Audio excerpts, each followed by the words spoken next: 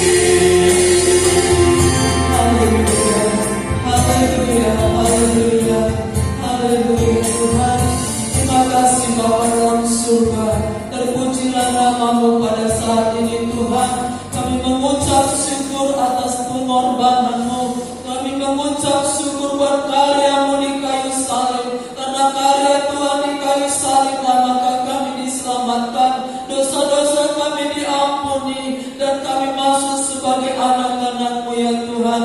Dan kami bersyukur kalau pada saat ini kami kembali bisa mendengarkan firman-Mu.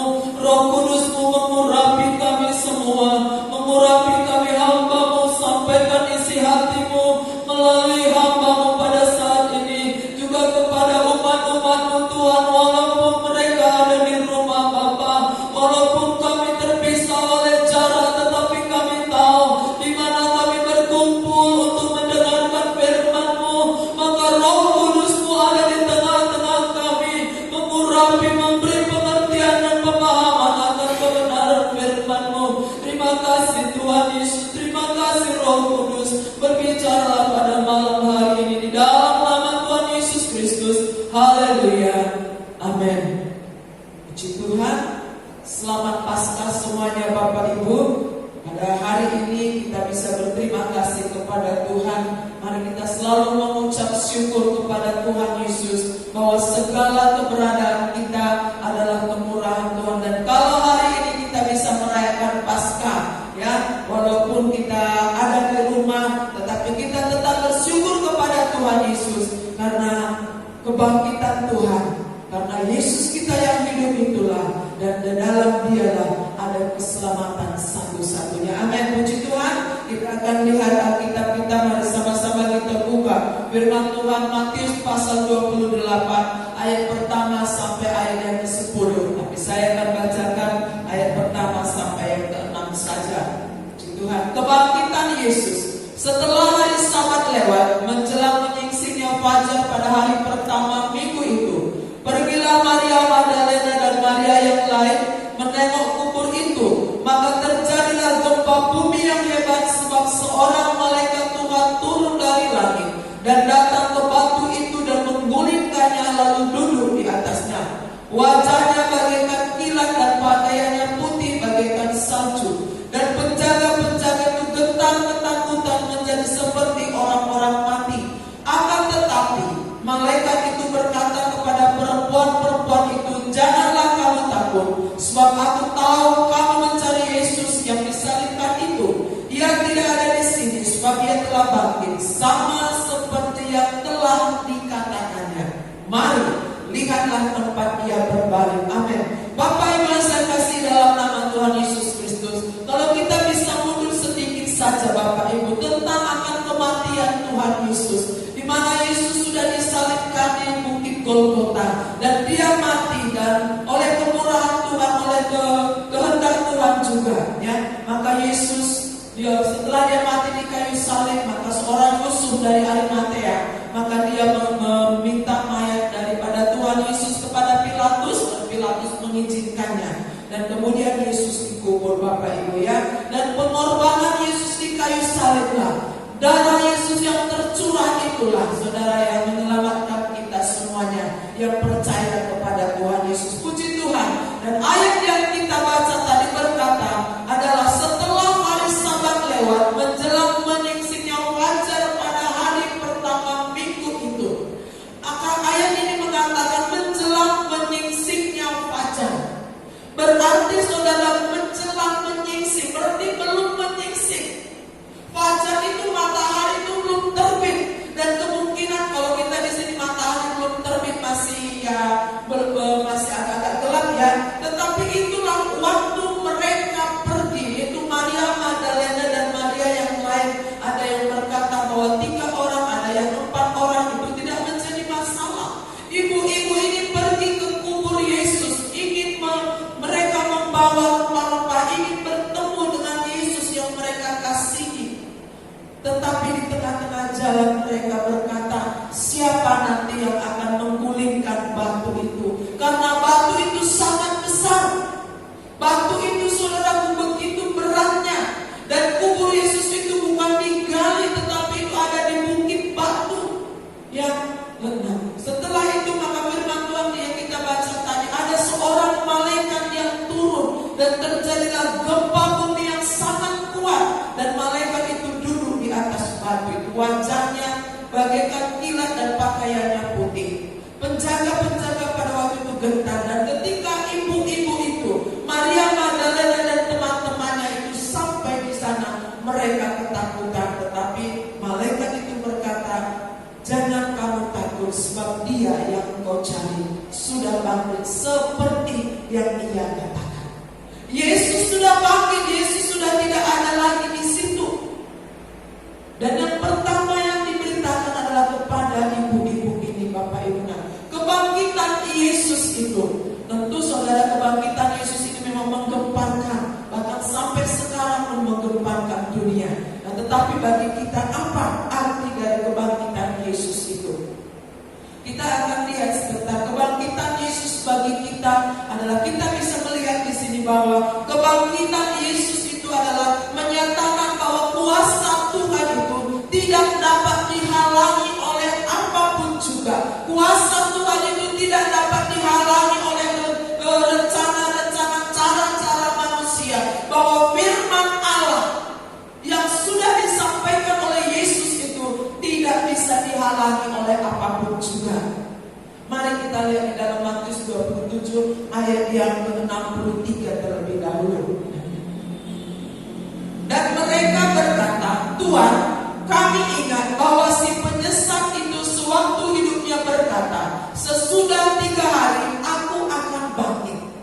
Ini adalah pernyataan daripada imam-imam kepala dan orang-orang Farisi kepada Pilatus pada waktu itu. Saudaraku, berulang sebelum Yesus ditangkap, maka Yesus menyatakan berulang kali, kalau saya cari ada sebanyak 3 kali Yesus memberitahukan tentang penderitaannya kepada murid-muridnya, bahwa dia akan ditangkap, diadili, kemudian mati, tetapi pada hari yang ketiga dia akan hidup. Yesus menyatakan itu pada pemberitahuan penderitaan yang pertama, pemberitahuan penderitaan yang kedua, pemberitahuan penderitaan yang ketiga. Kalau saudara mau lihat ayatnya, Matius 16 ayat 21, Matius 17 ayat 23, dan Matius 20 ayat 19. Nah, saudara, Yesus mengatakan bahwa pada hari ketiga dia akan bangkit. Hal ini dia nyatakan sebenarnya kepada murid-muridnya. Tetapi kenapa imam-imam kepala dan orang Farisi itu tahu akan hal ini? Mungkin saja dia dapat daripada informasinya dari Yudas, saudara ya. Karena mereka kan mata-mata mereka adalah Yudas Iskariot yang akhirnya akan menjual Yesus itu sendiri. Nah, mereka tahu hal itu. Dan oleh kehendak Tuhan juga, ayat yang kita baca setelah Yesus disalib dan dia mati di kayu salib, atas kehendak Tuhan dan perintah Tuhan, di sini kita akan lihat bagaimana semuanya Tuhan sudah rencanakan dengan baik. Maka seorang yang kaya, yang terpandang, yaitu Yusuf Arimatea, dia seorang yang kaya, saudara, dan dia meminta mayat Yesus kepada Pilatus. Bukan murid-muridnya yang minta.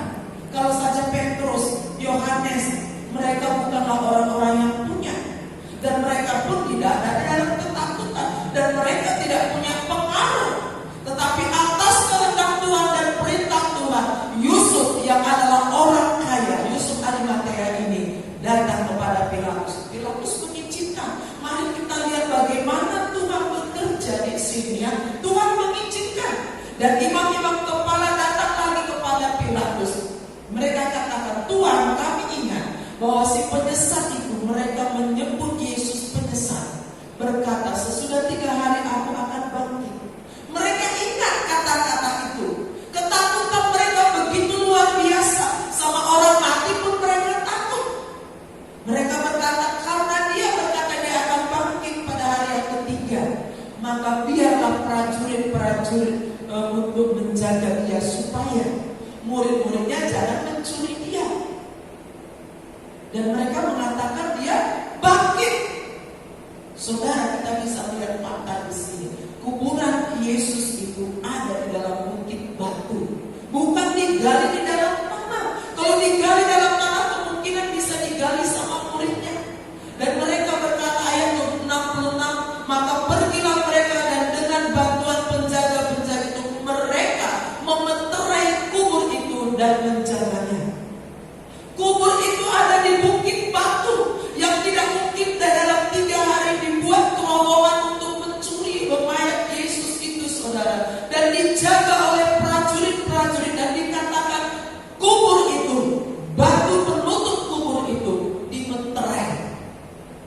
Biasanya saudara kalau sudah dimeterai, apakah itu dengan cap raja atau cap Pilatus saja, adalah satu keputusan yang tidak bisa diubah, itu kubur sudah tidak bisa dibuka lagi.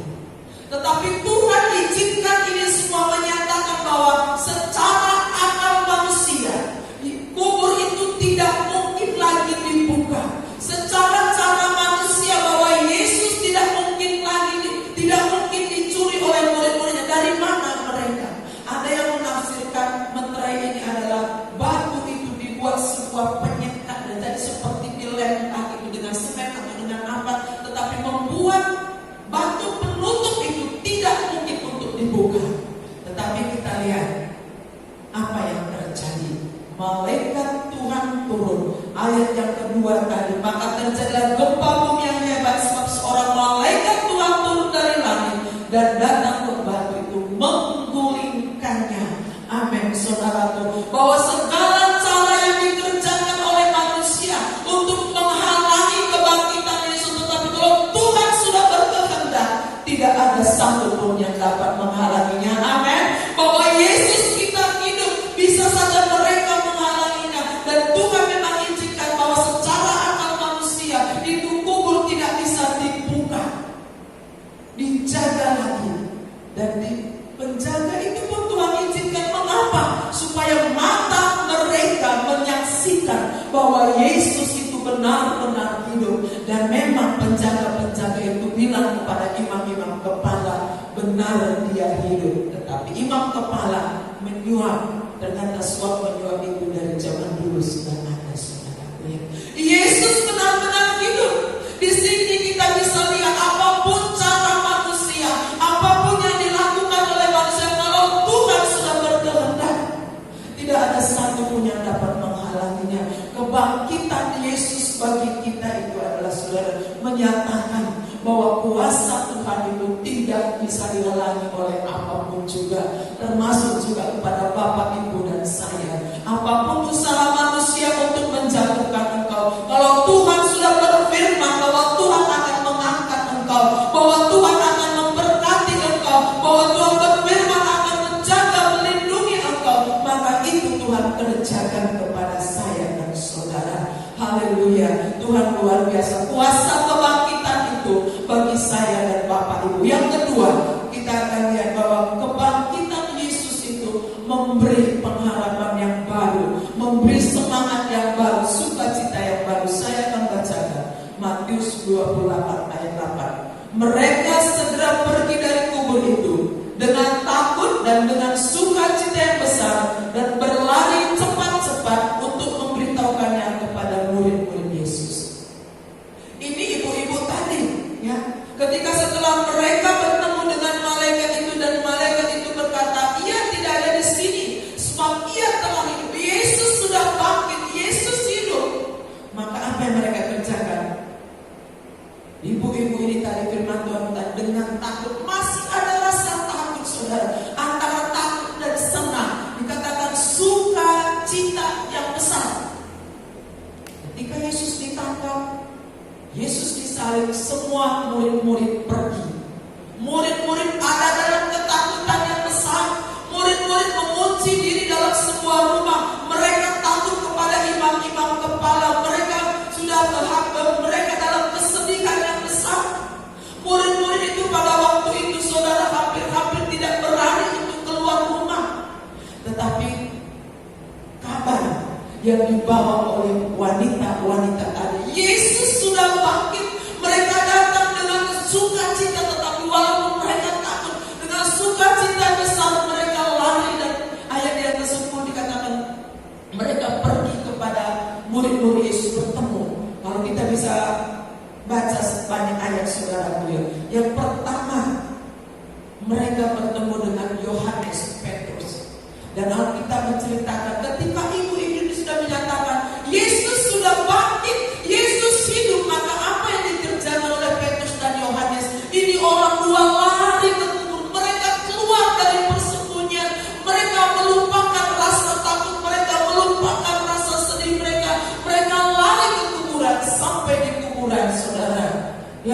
sampai di kuburan, apa yang dilakukan Petrus?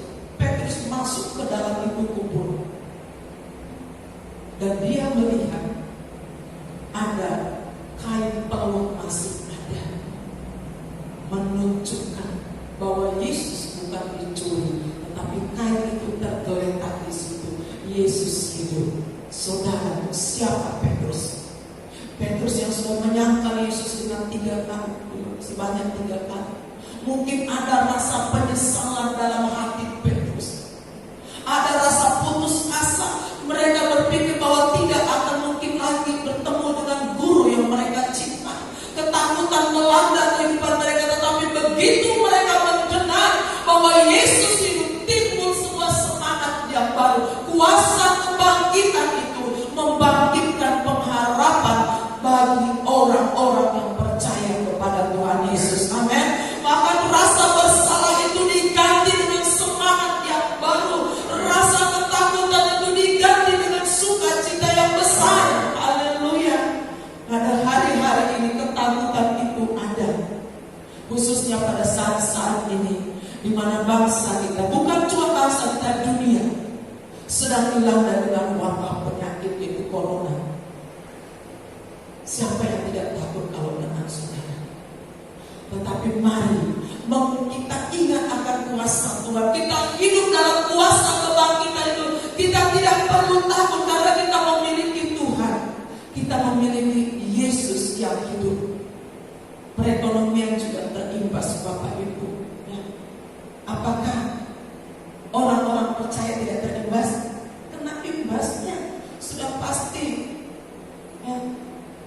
Cuma aku mulai mengeluh, ada toko yang sepi, ada yang sepi, toko-toko mulai sepi pembeli. Perusahaan-perusahaan besar, saya lihat di TV tadi, mulai mem-PHK karyawannya.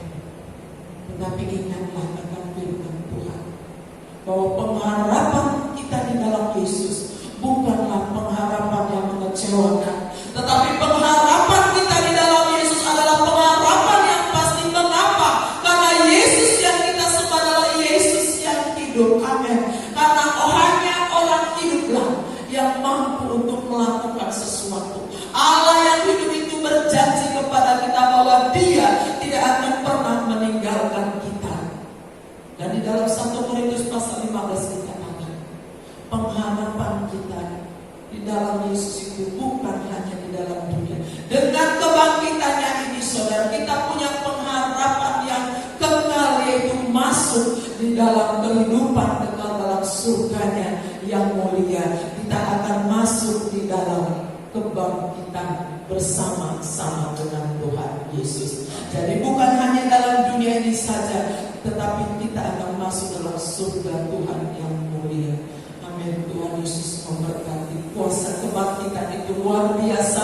Apapun yang direncanakan manusia, kalau Tuhan sudah berkehendak, maka tidak bisa dihalangi oleh apapun juga. Sebab Dia hidup, ada hari esok. Sebab Dia hidup, ada masa depan yang penuh dengan harapan. Karena Yesus kita hidup, Allah kita hidup, dan Dia yang memegang masa depan kita, memegang masa depan anak-anak kita, memegang masa depan gereja Tuhan, memegang masa depan kita semuanya. Amin. Tuhan Yesus memberkati. Kita akan menyanyi dengan sukacita pada saat ini. Sebab Dia hidup, anak Allah Yesus namanya. Kubur kosong sudah membuktikan bahwa Dia hidup. Mari kita nyanyikan pujian ini. Mari kita nyanyikan dengan sukacita. Anak Allah Yesus namanya. Amin. Haleluya.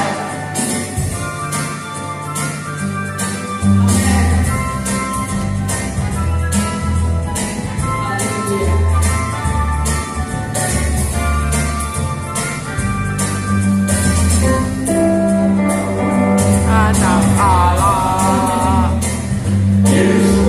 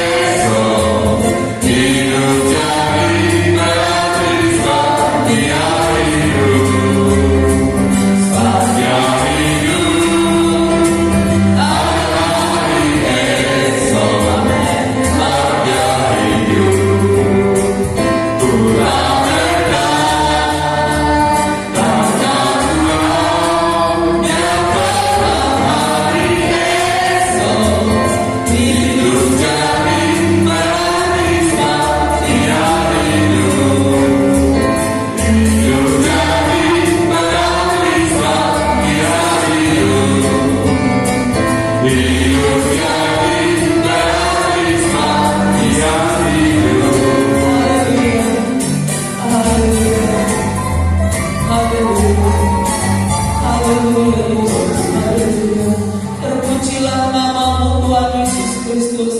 Melalui kebenaran firman-Mu Tuhan, hati kami diteguhkan dan dikuatkan ya Allahku, bahwa Engkau Allah yang hidup adanya. Amin. Bahwa Yesus Tuhan yang kami muliakan adalah Yesus yang hidup, yang sanggup melakukan segala perkara. Kuasa Tuhan tidak bisa dibatasi oleh apapun juga. Kuasa Tuhan tidak bisa dihalangi oleh apapun juga. Yesus kami hidup, dan oleh karena Engkau hidup ada masa depan yang penuh dengan harapan bagi kami semua yang percaya kepada Tuhan, yang hidup mengandalkan Tuhan. Ada hari depan yang penuh dengan harapan. Janji-Mu, firman-Mu, iya dan amin bagi kami. Terima kasih Bapa, terima kasih Tuhan Yesus. Berkati firman-Mu Roh Kudus.